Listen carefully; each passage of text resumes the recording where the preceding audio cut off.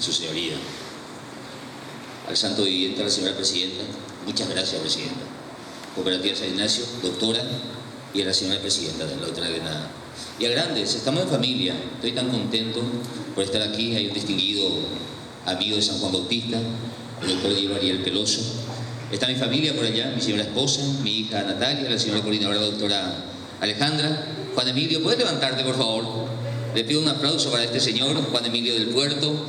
Él es el que hurga, el que hace un trabajo de la familia del Puerto, don Julio Galeano Papoto, el doctor Aristide Ayala.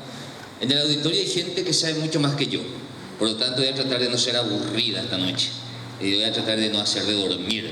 Está el distinguido señor, amigo de mi padre, la doctora Blanca Valenzuela, mi querida actuaria en el juzgado, y tantos otros, Marianito, acá la escritora y tantos otros. Si me olvido de alguien, que me disculpen, este es mi pecado habitual que comento, que le nombro a una serie de cosas, mis queridos alumnos y los brillantes jóvenes del Colegio Nacional Don Julio Apara, Caraiguazúa para Don Julio. Seminario revitalizando la historia de San Ignacio y momento en que el pueblo sintetiza en la acción los pasajes más significativos de su historia. Es este seminario y esta brillante iniciativa que, ¿quién no? La Cooperativa San Ignacio tenía que dar el paso como una institución identificada con la historia de nuestro pueblo y una institución que también tuvo su momento de persecución, de estigmatización, producido por odios y rencores surgidos de propios hijos de este pueblo. Pero como el ave fénix, la Cooperativa San Ignacio ha resurgido entre las cenizas y hoy nos demuestra lo grande y hermoso y heroico que es en un sitio histórico donde hace 2 décadas veníamos todos los jóvenes de la época a ver las grandes obras de cine en Cine San José. Tengo que confesar que varias veces entramos en Caí por ahí. ¿Cómo hablar el sistema acá, mi querido? Ni cambié yo ni nada. Nos dijeron que vivimos en una ciudad que se llama San Ignacio Guazú, que somos ignacianos, y no nos contaron la otra parte de la historia.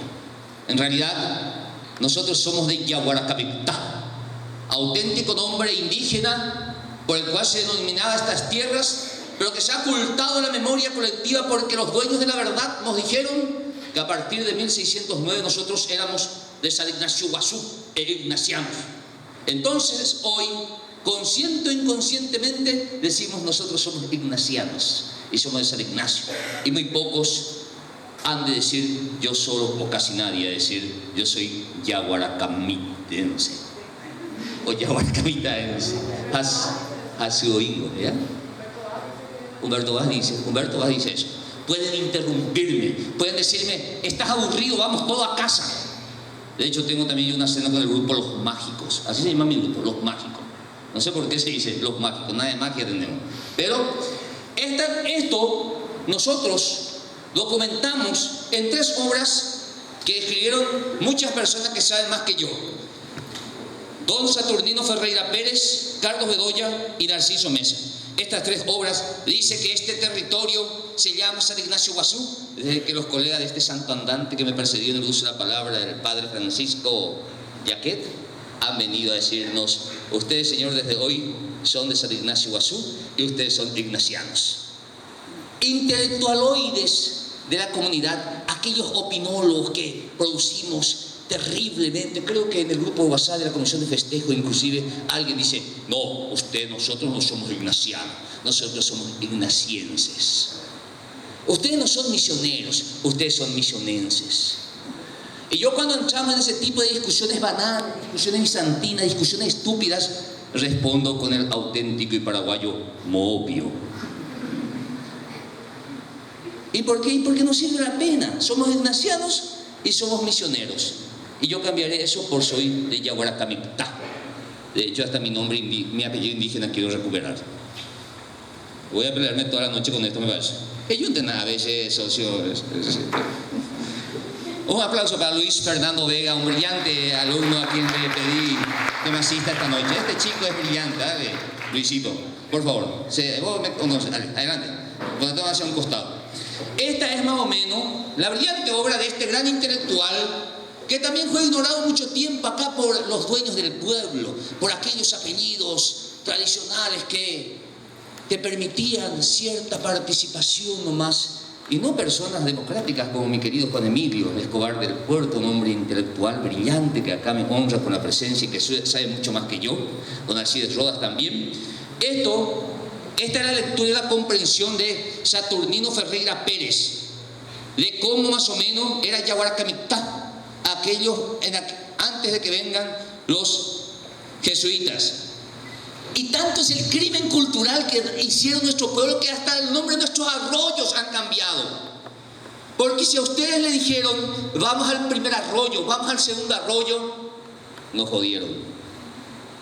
También cambiaron. Y ahí Alcides Rodas en varias ocasiones, aprendí mucho de don Alcides Rodas, hijo de un ilustre ignaciano como don Ernesto Rodas, gran poeta popular, conductor del espacio Caroté. Estos señores son cara Iguazú de la ciudad a quienes hay que honrar. Siempre me decía, Iacamí, Iacahuazú, Iacacaá, Arroyo Itagua. Y estas son las parcialidades: Arapuzandú, Xoó, Paná, Tañará, Virishuá, Anangará. Estas son las 6 parcialidades que ocupaban este territorio con un sistema de gobierno propio y que son los auténticos pobladores de Yaguaracamitá. Por favor, que me estoy olvidando de algo importante. Carlos Bedoya, qué lástima que no está Carlitos Bedoya hoy porque iba a hablar bien de él, ha entendido, ha dado una lectura al ejército misionero, y como en las reducciones jesuitas, acá el padre quizá me pueda desmentir, tampoco era tan maravilloso. Ellos permanentemente eran atacados y entonces tenían que ser defendidos, tenían que defenderse ellos. Entonces formaron un ejército misionero y la lectura histórica tenía una bandera con la doble cruz, y también acá el indígena más o menos tiene una cabeza del perro colorado, tipo aguará, digamos, podríamos comparar con el aguará de hoy, como símbolo de la lucha y la resistencia de ellos. ¿Se dan cuenta que los soldados romanos antes tenían esos cascos? Y bueno, estos son una especie de cascos de esa época. Siguiente. Minimices. ¿Quién maximizó? Minimizando la asociación de, a ver, pues tengo dos asistentes. ¿Papi? En Bolivia, normal, o sea, así, no, que patana. Baico, ¿se vio la por otro lado? Bueno, en 1609, esta es una fotografía histórica. Obviamente no es de 1609, esta fotografía de tener 70, 80 años. Los sacerdotes que estaban en San Ignacio eran estos 3. Vamos avanzando.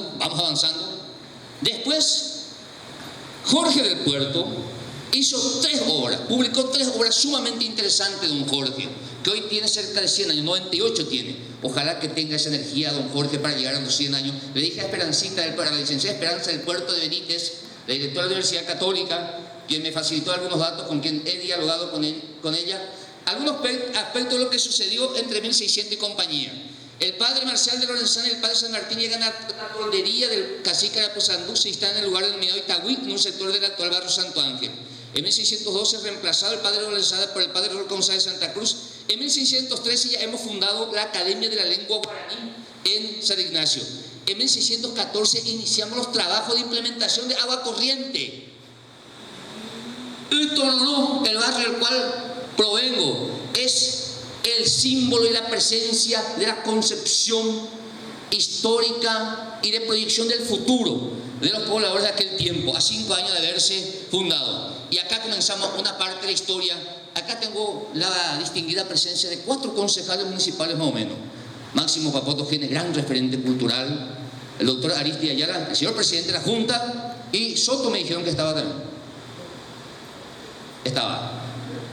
¿O está todavía? Ya, el líder campesino Soto. Desde 1619, en el libro del padre Peramás, ahí puede avanzar, ya se habla de que el Mangaña en Bozaray, al cual dio referencia la querida presidenta del Comité Juvenil de la Cooperativa de San Ignacio, ya se practicaban las reducciones jesuíticas. El pueblo común de San Ignacio toma eso, en una gran lucha que hicimos con Papoto, en la comisión del Bicentenario aquella vez, de que San Ignacio Guazú es la cuna del fútbol mundial. Entero Yagüero Siní, o Yagüero Sirí, upea. Entero Yamomba Etucha, upea. Pero menos de autoridades, a excepción de los consejeros municipales. no hay un solo símbolo de que San Ignacio sea capital del fútbol mundial, la cuna del balompié mundial. Vinieron la gente de BBC Londres y me dijeron es inglés-ñol, una mezcla de español e inglés. Está bien, doctor, usted dice que ustedes son la capital del fútbol mundial, y los monumentos y las estatuas, una estatua de una pelota, ¿dónde está? Y está ahí el proyecto, esa maquetita que hicimos. Y en nuestras calles, un cartelito que diga Mangaña Bosaray, un cartelito que diga San Ignacio Guazú, cuna del fútbol mundial de Ipori. ¿Por qué? Porque a nuestra autoridad no le interesa. Ojalá que alguna vez haya leído algún amigo mío que me haga caso. Tenemos como 80 argumentos que defendemos esa teoría. El pueblo común defiende esa teoría. La gente del pueblo pone por su camiseta cuna del fútbol mundial, Mangaña Bosaray, las selecciones de fútbol. Pero ya entiendo. ¿Hay autoridades? A excepción, hago esa salvedad. En 1620, el padre Rodríguez Montoya pide a España abolición de la pena de muerte y libertad a los presos políticos. En 1628, la revolución de San Ignacio Guazú se muda en Capilla Santo Ángel, Roque González martirizado en Cadaró. En 1609, el corazón de Roque González se mantiene incorrupto. En 1632, San Ignacio se caracteriza por una producción gigantesca de ladrillo. En 1632 fabricábamos ladrillo. En 1633, el padre Roque González se lleva a Roma por el padre Rufino. En 1639, en el tesoro de la lengua guaraní, vuelve a decir alguien, el padre Antonio Ruiz de Montoya, que acá se practica el fútbol. El mangá y en Bosaray era una realidad. No podemos ser gente nosotros que adivinemos 400 años antes, le ordenemos a un sacerdote que sabía mucho más que nosotros, llamado Antonio Ruiz de Montoya, escribí acá con Willory, en la década de 2000, o el pegaron voto y sacaron votado y la mano mitad. El padre Ruiz de Montoya ya lo decía. Hay argumentos históricos, pero que son ignorados por los muchachos todavía. En 1645 los jesuitas exportan la yerba mate, utilizan el puerto de San José Miayolas. En 1661 se ubica definitivamente en el sitio actual la reducción de San Ignacio, y en 1674, según el libro Utopía de Carlos Bedoya, en la página 25, Misiones cuenta regularmente con un ejército propio que resguarda su seguridad, tiene como asiento San Ignacio Guazú, inclusive se le pide que defienda a Villarrica, el Espíritu Santo, de la invasión de los ingleses. Ya teníamos ejército propio y todo. De hecho, nos movíamos como un estado aparte. Nosotros nos movíamos como un estado absolutamente aparte. Ahí termina los 1600 para este recuento histórico. Comencemos el año 1700. Esta ciudad, en la década del 90, alguien dice, no, acá cualquiera opina sobre cualquier cosa. Doña Morandulo y Tain le sigue la corriente y no hay argumentos históricos con fuentes respetables. Guazú se escribe con S, escribir con Z es un error. Pero ¿cómo van a escribir con Z Guazú? Pero y ponen la cara de serio, y hay un coro que le sigue. ¿Y cuál es tu fuente? En los años 1700, este documento ya nos demuestra que funcionaba en primer lugar un cabildo de San Ignacio, y en segundo lugar, que el nombre de San Ignacio, el nombre propio de San Ignacio es con Z. La Junta Municipal, con un brillante dictamen de Carlos Bedoya en el periodo anterior, donde estaban distinguidos referentes culturales, gracias a Dios que hay gente como Papoto and Company en la Junta Municipal, y gracias a Dios que los demás les escuchan. Y no es la primera vez, lo dije en privado y con muchas más razón de decirlo en público. Han dicho, no señores, San Ignacio Guazú es con Z, nosotros somos ignacianos y por extensión somos misioneros. Ahora, y también le hacen un desafío, no hay problema que quieran cambiar el nombre de la ciudad. Alegando ese argumento, Pejomina Pepo pone que Kiobe, Kindebe, Kaapupebe, Kaaguazube, to cambié y la queda, to escribirla, y escribí esa con Ángela Guaraní. Y es esa para pensar. Ese fue el argumento hablando entre nosotros. Siguiente. Esta es una brillante recreación de uno de los tantos artistas talentosos, creo que Tillería era el apellido del joven que hizo este cuadro. Tijera, gracias por corregirme. Si recuerdan el nombre y me dicen, voy a agradecer también. Víctor Tijera. Este mismo cuadro le regalé y gracias a Dios que me aceptó, porque lo dije con todo el respeto, rigor y él es jesuita, al actual presidente de la Corte Suprema de Justicia, al profesor doctor Benítez Riera, Luis María Benítez Riera, amante de la historia de San Ignacio, un hombre consustanciado e identificado con la causa jesuita. Esta es una recreación de cómo funcionaba el cabildo en San Ignacio ya allá por 2700. Una democracia. Al menos había una libertad de pensamiento, obviamente bajo la total influencia jesuita, que como toda orden religiosa, acá con el debido respeto del padre, también tiene sus intereses, también tiene sus características, también tiene sus virtudes, y como hombres que somos también cometemos errores y tenemos que reconocer. Siguiente. Quédate. La imprenta itinerante se radica en San Ignacio Guazú. De 1705 se retira en 1727, 22 años. El coro musical de San Ignacio Guazú es admirado por todos quienes lo ven actuar. Según el historiador José Carriel, estaba en condición de hacerlo en cualquier escenario de la época, inclusive en Europa. O sea que seamos una ciudad con alto movimiento cultural no es nada nuevo.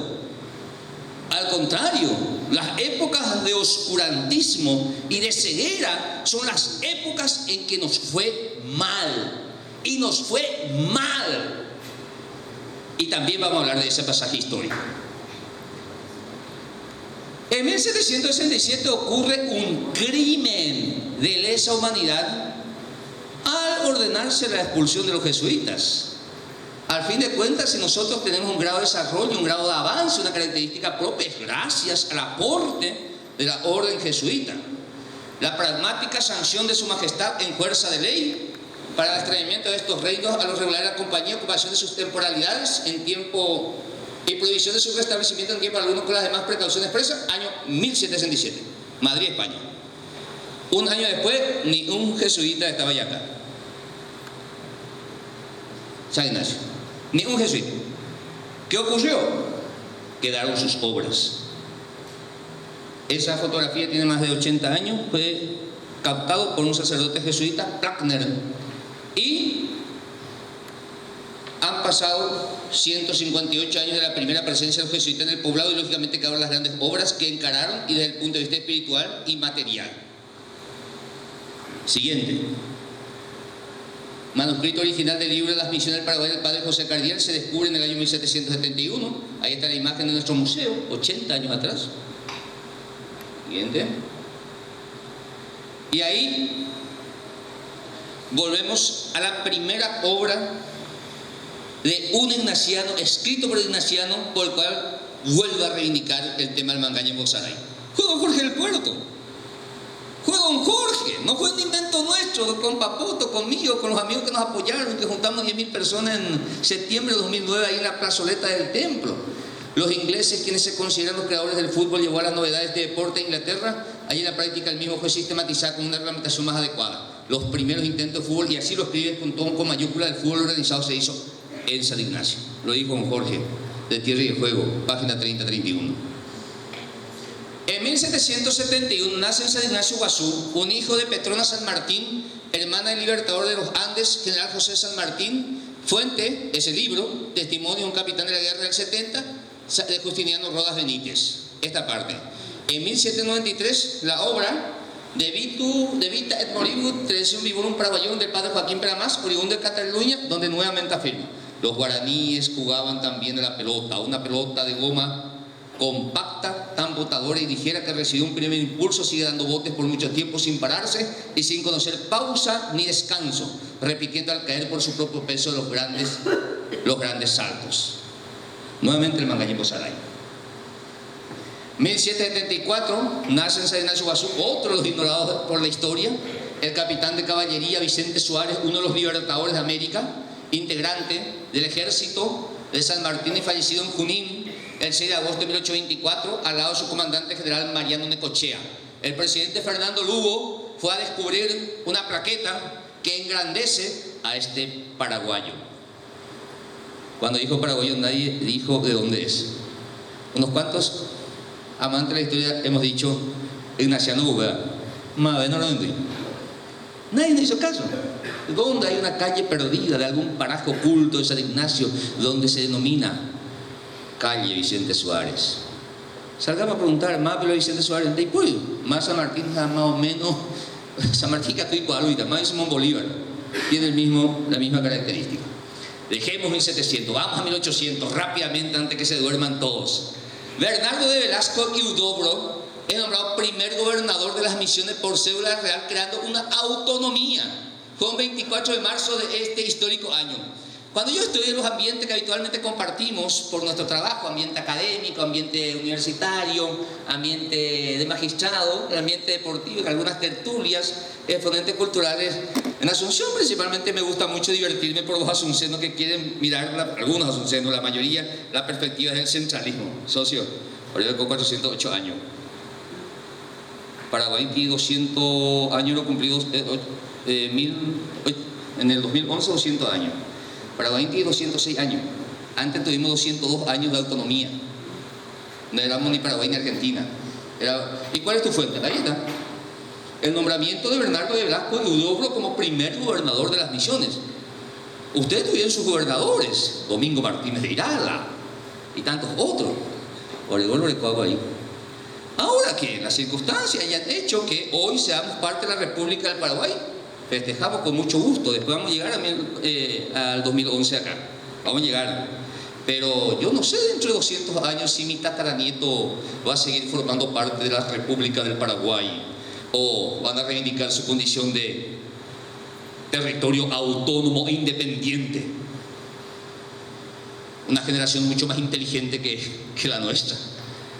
En 1810 se extingue el sistema de las encomiendas y la mayoría de la población ignaciana tenía apellido originario. Aún no llegó la orden de extinción de los apellidos indígenas, crimen que ocurrió en la historia de la patria, que tampoco no nos contaron que hoy vamos a hablar de, y sustituido por apellidos castellanos. Una prueba está en el libro de bautismo de la parroquia, de fecha 14 de septiembre de 1810, donde el cura párroco Céspedes atiende a un hijo legítimo de Tomás Abacatú y doña María Alciapú, natural de este pueblo. Todos estos apellidos eran apellidos indígenas hasta 1810. Después vamos a ir más. Arapuzandúa, Nangaracho, Opa, Nambirisuá, Tañarabu, Niraya, Guapó, Xanocú, Tibité, Aboyet, Tañacú, Nimbaré, Secuya, París, etcétera, etcétera. Seguimos nomás. Y ahí está otro apellido indígena. ¿Qué ocurrió? Un genio de la patria, el presidente de la República que construyó los ferrocarriles, aquel gran estadista, que hasta su figura realmente se trataba de uno de los presidentes más obesos que tuvimos en la historia de la patria. Me refiero a Carlos Antonio López, tenía 220 kilos más o menos. Pero ven que la figura de Carlos Antonio López está tipo, ¿cómo se dice hoy? Tuneada. Está tuneada. La foto de Carlos Antonio López está tuneada. Le presenta como un señor lindo, bello. No, tenía más de 120 kilos. Tenía obesidad, don Carlos. Era un gran orador. Pero nosotros nos contaron eso. ¿Qué dijo Carlos Antonio López? Bueno, ustedes, los Ararí, elijan su apellido. Y mi tatarabuelo eligió Cantero. Y hoy yo soy Camilo Javier Cantero, cuando tenía que ser Camilo Javier Ararí. Entonces, todos estos apellidos, que hasta 1848, hasta antes de este decreto, del 7 de octubre de 1848, estaban en San Ignacio, y muchos más son, esto está en el libro de Don Anino, desaparecieron. Desaparecieron los Boicaré, Baribé, Buracé, Virí, Bayacatí, Bañacey, Buinas. Desaparecieron los Ñandutí, Ñangará, Ñangaray, los Paní, Paní, Potú, Piraú, Paraguá. Todos desaparecieron. ¿Y por qué? Porque don Carlos lo dijo. O porque don Carlos lo quiso. ¿Y qué pasó? Esta gente se murieron todos. No dejaron hijos. No dejaron nietos. No dejaron bisnietos. Entonces, ¿qué somos hoy? Somos Cantero, Cabrera, del Valle, Veloso, Escobar, Ayala, Genes, Galeano. Un apellido indígena no hay en San Ignacio. Sí, hay uno, de un señor que respetable, señor amigo mío, que es taxista, Arapayú, que no es Ignaciano, que es Itapuanza. Hace 2 meses falleció mi querida abuela María de la Cruz Ararí. ¿Y dónde falleció? Falleció en Buenos Aires, gracias a Dios. No, gracias a Dios que no. No porque falleció, digo gracias a Dios. Gracias a Dios que siendo señorita, y que Carlos Antonio López cuando le dijo, usted los Ararí, elijan su apellido, a mi tatarabuela, Alejandra Cantero, se le ocurrió el apellido Cantero, no sé por qué, porque yo no lo hablé con mi tatarabuela, entonces todos somos Cantero. Alejandra Cantero es mamá de ña Lorenza Cantero. Ña Lorenza Cantero se enamoró de un yaeruá de Galano, pues, don Gumercindo Páez, un padre irresponsable, le hizo concebir un hijo y salió el señor Carlos Cantero, que es mi papá. Entonces Carlos Cantero lleva el apellido de abuela Lorenza, tenía que ser Páez, y de Carlos Cantero salió este personaje que está frente a usted. Crimen ocurrió, crimen hizo Carlos Antonio López. Entonces hoy nadie tenemos apellido indígena. Y vos recorrer las calles de San Ignacio, hay bellas personas, bella gente, rostros bellos, pero también tenemos gente con rasgos exclusivamente indígenas. Y vos le decís, socio, debió etnia indígena, no sé, no es indígena, no. Aniche tentati, bueno, ese amigo. Mi amigo personal, estrella de mi club deportivo de Toro, Catalino Franco, tiene rasgo indígena. Y lo digo porque le quiero. Y porque es uno de los más brillantes y talentosos jugadores que tuvo la historia del club. Entonces, no, pero don Carlos ahí, Catalino Franco, vos no vas a ser Catalino Tahuaná, por ejemplo. Usted no va a ser Catalino Tahuaná, usted va a ser Franco. Y desde hoy va a ser Franco. Tipo, se fue no allá al país y no le iba a preguntar, tipo, cuando Jesús dijo, multiplíquense los panes. Acá, multiplíquense los apellidos. Y un mundo más es unos cuantos apellidos indígenas. Entonces todos hoy nos jactamos de tener todo este apellido español. Dejó España mexicana de pariente y tu papá. Hay un tipo que en televisión española tiene apellido Cantero, una vez le escribí, ni caso me dijo. Móvil apenas da sudácar. Siguiente. Bueno, estos son otros acontecimientos históricos que vamos a ir pasando para no aburrirle, porque quiero llegar en la época actual que le gusta mucho a la gente porque nos sentimos más identificados. 1816, 1859, 65. Espera con el tiro. En el 65, ¿qué ocurre en San Ignacio? En San Ignacio ocurre lo siguiente. En el 65 ya Genduma porque ya se veía venir la guerra. Pero en San Ignacio los muchachos festejaron el cumpleaños de Mariscal López. Y no solamente festejaron, informaron. Viva la República del Paraguay, excelentísimo señor. Festejo de cumpleaños de Mariscal López en San Ignacio del 30 de julio al 1 de agosto de 1865. Está en el Archivo Nacional este documento. Yo no sé quiénes festejaron el último cumpleaños del actual presidente de la República. Cómo cambian los tiempos, ¿verdad? Y se informaron, ¿verdad? Acá el señor concejal defendió de este código acá, el presidente. Bueno, ¿qué ocurrió? Ya San Ignacio se preparaba para alistarse a sus hijos directos en los grandes acontecimientos de la República del Paraguay.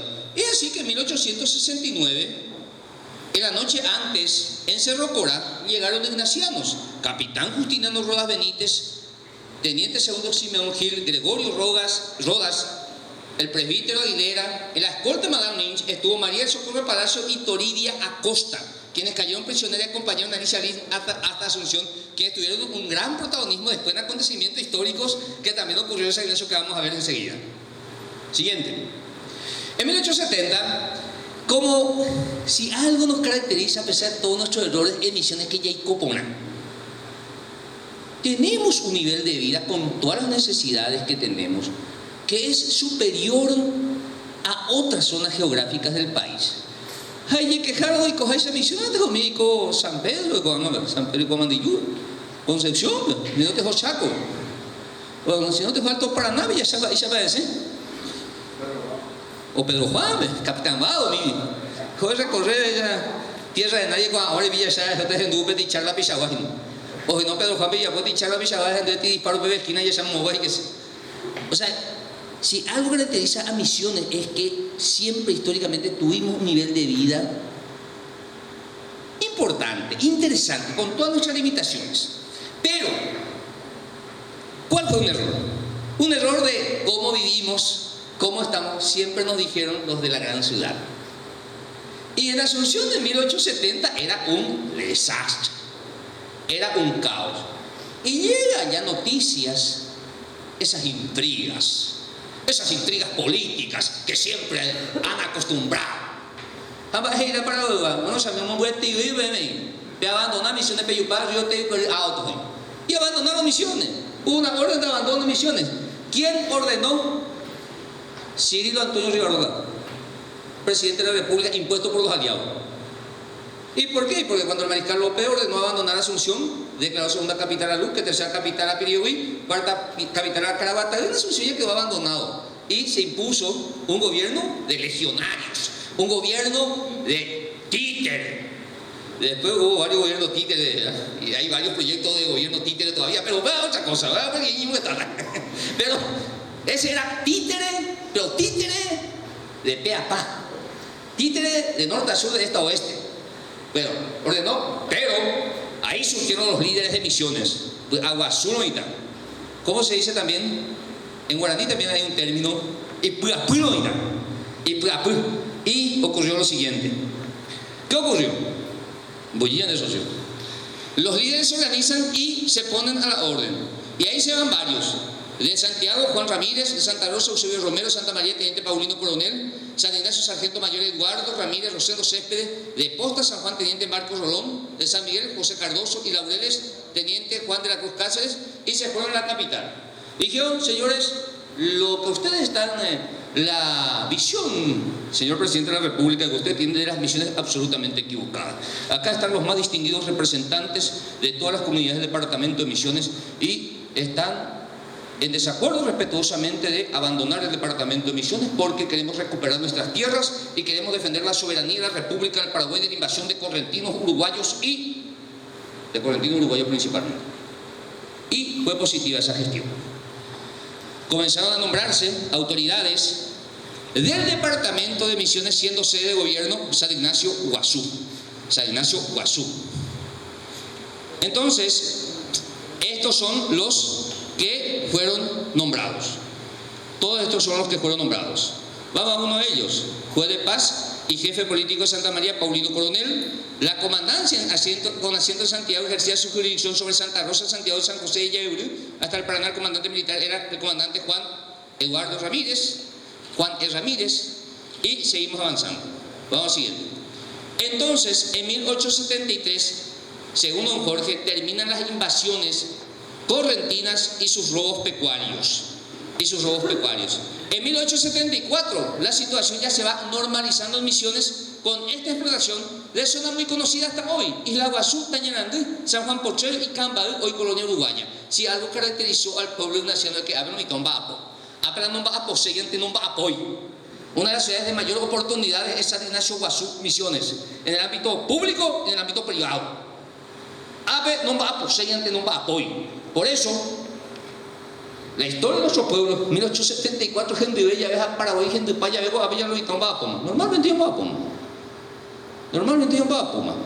¿Cuántos puestos de trabajo son generados por la inversión privada de San Ignacio? En esta doble avenida nomás, más de 500. Juntando, la cooperativa de San Ignacio, ¿cuántos funcionarios tienen? Más de 30, 36. Después vayamos al banco enfrente, ponerle 12, 48. Al comercio al costado, más de 20, 68. En esta manzana ya completamos cerca de 200. Demanda privada. No hay un estudio y no hay una transmisión de esa idea nomás. Entonces acá los muchachos, cuando quieren pelearse, se pelean por sentido único o no. ¿Se acuerdan de esa pelea? Se pelean por la instalación del supermercado o no.